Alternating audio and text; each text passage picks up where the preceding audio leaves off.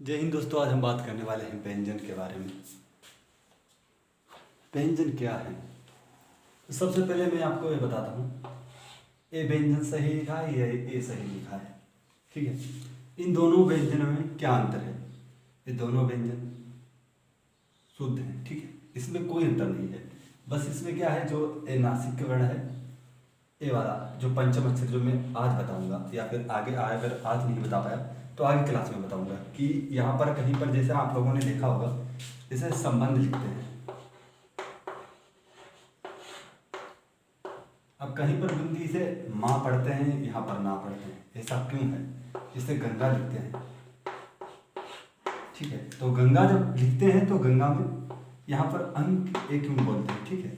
वैसे तो पहले आज हम लोग जानेंगे व्यंजनों के बारे में, व्यंजन क्या होते हैं, कितने प्रकार होते हैं, ठीक है। उसके बाद में हम इस टॉपिक पर चर्चा करेंगे, क्योंकि व्यंजन, उससे पहले व्यंजन की आवश्यकता है, ठीक है। हम लोग जान लें व्यंजन के बारे में, ठीक है। अब व्यंजन की परिभाषा पहले हम देख लेते हैं। परिभाषा, व्यंजन किसे कहते हैं? मैंने पहले दिन बताया था जब वर्णमाला के भेद बताए थे, तो स्वर और व्यंजन, ठीक है। परिभाषा में क्या होती है, जो स्वर की सहायता से बोले जाते हैं वह व्यंजन कहलाते हैं। स्वर की सहायता मतलब जैसे का यहाँ पे लिखते हैं, तो ये रियल में का नहीं है, इसमें हलंत लगाएंगे, हलंत लगाने से वर्ण आधा हो जाता है, अक्षर है वो आधा हो जाता है, ठीक है। इसके बाद में आ निकल आता है, आ अलग से, जैसे क, ख, ग, ऐसे ए करके और प्लस आ, तब ये बनता है गा, ठीक है। इसलिए जो स्वरों की सहायता से बोले जाते हैं वह व्यंजन कहलाते हैं, ठीक है। अब व्यंजनों की संख्या कितनी है? मूल व्यंजन है, जो मूल व्यंजन उनकी संख्या है 33, ठीक है। अब हम जानेंगे, जैसे कि कहीं कहीं देखा, इसे क्या कहते हैं, जो अक्षर के ऊपर हम लोग अक्षर है इसके ऊपर, जैसे शब्द के ऊपर देखते हैं, इसे कहते हैं शिरोरेखा, ठीक है। शिरो रेखा नोट कर लीजिए, क्योंकि ये वेरी मोस्ट इंपॉर्टेंट है। ये है शिरोरेखा, और एक जो ऐसे हम लोग खींचते हैं उसे डंडा नहीं बोलेंगे, इसे खड़ी पाई को बोलते हैं, ठीक है। ये खड़ी पाई है, खड़ी पाई, या मात्रा लिख सकते हैं। और इसके बाद में जैसे कि यहाँ पर है एक बिंदी जैसे ऊपर लगाते हैं, उसे कहते हैं अनुस्वर, ठीक है। जो अक्षरों के ऊपर बिंदी लगती है, शिरोरेखा के ऊपर बिंदी लगती है, उसे अनुस्वर कहते हैं, ठीक है, या फिर नासिक वर्ण भी कह सकते हैं। उसके बाद में जो इधर बिंदी लगती है यहाँ पर, वो पंचम अक्षर के सिर्फ एक ही वर्ण में लगती है, जो कि है अंग, जैसे यहाँ पर यही बताऊंगा आपको भी, अंग, ठीक है। उसके बाद में जो नीचे लगती है, ठीक है, इसे कहते हैं ताड़न जात। जैसे ये नीचे बिंदी कहाँ लगती है, जैसे रहा, हाँ और रहा, रे, जैसे बड़े लिखते हैं उसके नीचे, इसे कहते हैं ताड़न जात, ठीक है। ताड़न जात,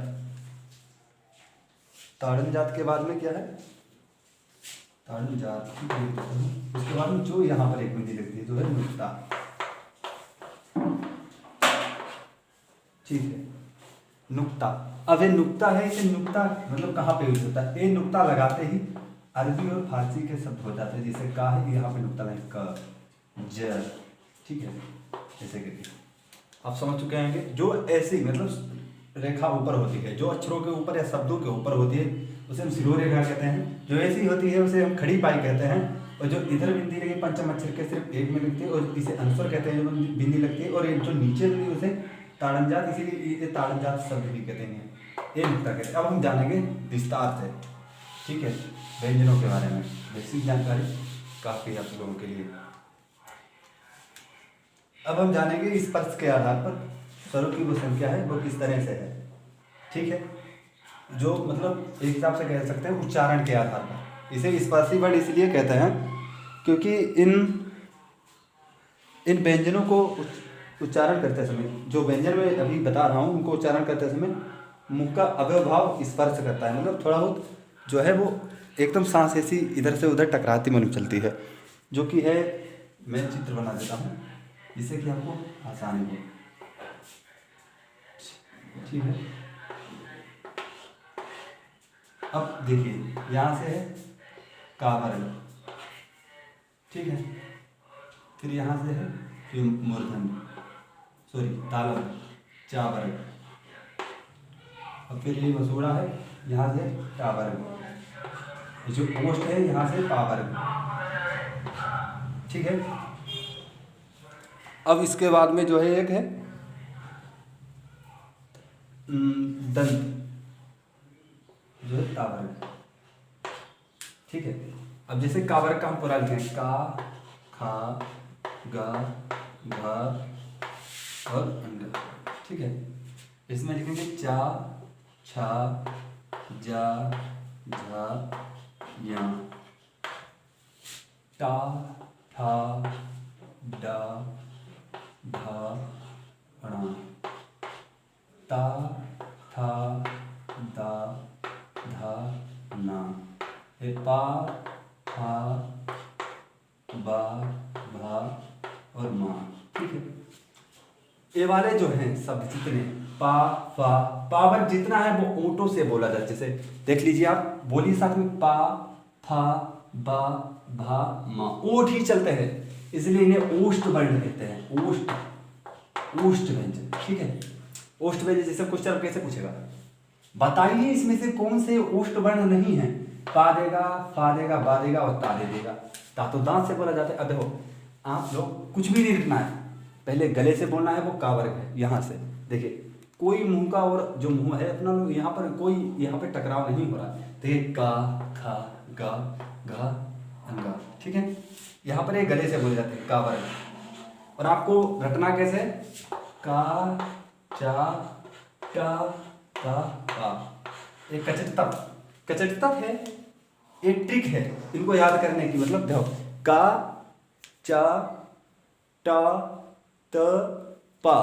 ठीक है, मतलब कंठ से बोलेंगे, तालव्य से, मतलब यहाँ अंदर से बोलेंगे, काकर के पास से मैंने बताया था। और जो चा वर्ग है वो काकर की तरफ से, और जो ता है वो दांत से बोलेंगे। और ये वाला मतलब जैसे जैसे हम लोग आएंगे, जैसे यहाँ से आए, ठीक है, तो का, और लिखते भी इसी तरह से, जैसे का पहले आता है अक्षर, फिर खा, गा, घा, अंगा, यहाँ तक आएगा। फिर उसके बाद में चा आता है, जो लिखा है वर्णमाला उसमें, फिर चा आता है, क्योंकि चा जो है यहाँ से, जैसे मेरी पहले वायु गई यहाँ से, तो ये का वर्ग पहले निकल चुका है पूरा। उसके बाद तालव्य के पास मेरी जो वायु पहुंची, उसके बाद चा, छा, जा, झा, या। उसके बाद मेरी जो वायु थी वो मूर्धन्य से टकराई, मसूड़ों से टकराई, तभी हो गया टा, ठा, डा, ढा, ना। उसके बाद दांतों से टकराए, दांत से ता, था, दा, धा, ना। अब इसके बाद ओठ जब निकलते निकलते ओठों के पास आई, तो ओठों से निकले अक्षर पा, फा, बा, भा, मा। ठीक है, ये स्पर्शी वर्ण है। का वर्ग कंठ से बोला जाता है, चा वर्ग तालव्य से बोला जाता है, टा वर्ग इसमें 25 होते हैं। ठीक है, स्पर्शी वर्ण 25 होते हैं। देख लीजिए आप, 5 5 5 10 15 15 20 25 25। ठीक है, स्पर्शी वर्ण 25 होते हैं। अब हम जानेंगे, जैसे ये समझाने के लिए कि मैंने बता दिया, अब हम लिखेंगे क्रमानुसार, जैसे किस तरह से वैसे पढ़ना चाहिए। ये तो आप समझने के लिए बना सकते हैं, जैसे का, खगा, इससे जल्दी याद हो सकता है। और कचटता पाठ कर लीजिए, का लिखेंगे पहले, तो का पूरा पाठ, जैसे का, खा, गा, घा, अंगा। फिर उसके बाद चा जब लिखेंगे तो चा, छा, जा, झा, फिर टा लिखेंगे। इस तरह से याद करना है। ठीक है,